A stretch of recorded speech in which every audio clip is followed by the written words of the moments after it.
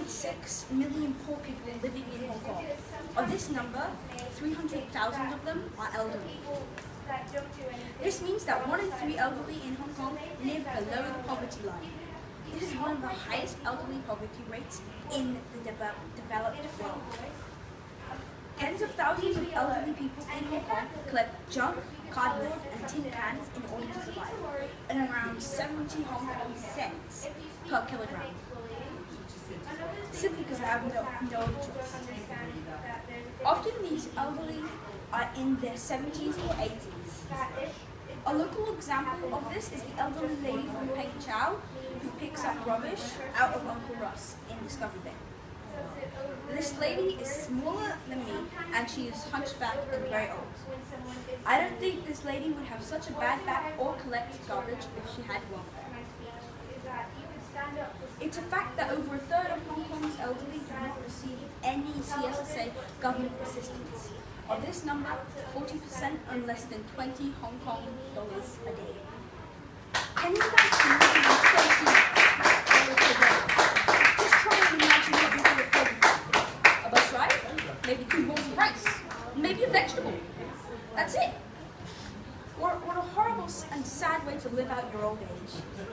And if you think that bad, Tung Chung, which is right next to Discovery Bay, is the poorest district in Hong Kong, with 1/3 of Tung Chung's residents living below the poverty line.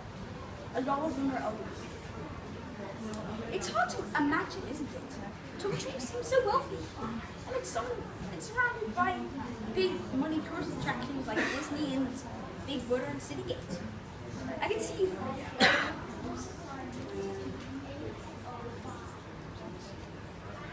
Since the handover to China, the elderly are not easily eligible for government welfare now, especially if they live with their families, which for a lot of elderly is their only choice. I have read many news reports that say that the government welfare system makes sure that the elderly are shamed and humiliated if they receive the CSSA financial support.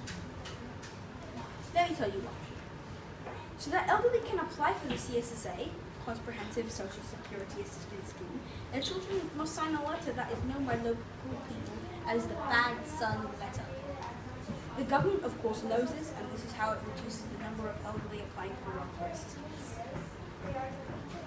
The shame surrounding this letter is terrible, and it essentially means that your children disown you and they will not support and care for you.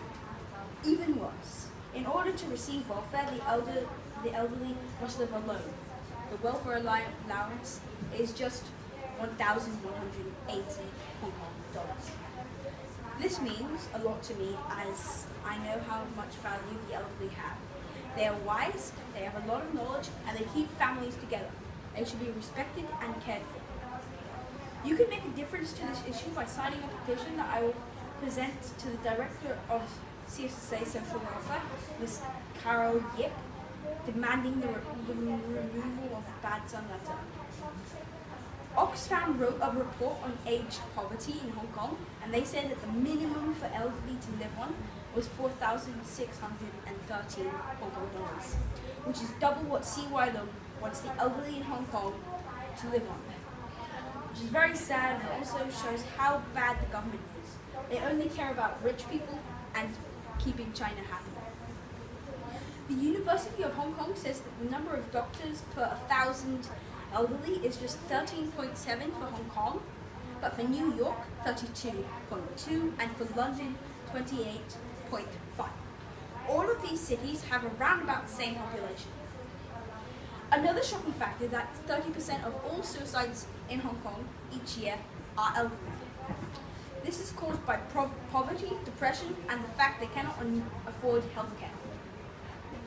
This fact is reported by the government and Oxfam. From an article I read in the South China Morning Post, it says that the situation is serious as the Hong Kong is on the brink of a silver tsunami with a rapidly aging population. A third of the city's population will be 65 years or older in 2041.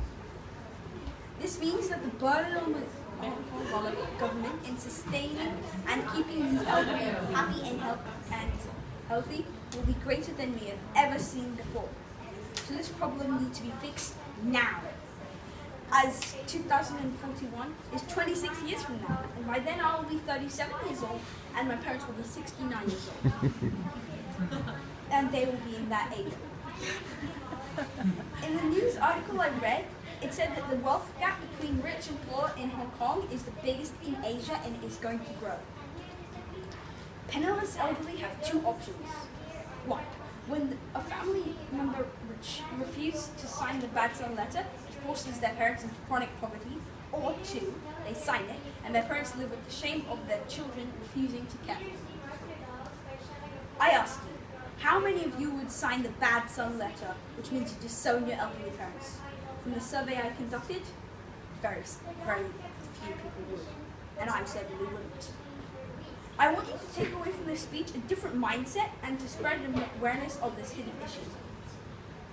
Please help me stop the bad son letter and make it easier for elderly people to apply for financial support from the CSSA. Ladies, gentlemen, and fellow students, I wish to thank you for your time and interest in my exhibition topic of elderly welfare in Hong Kong.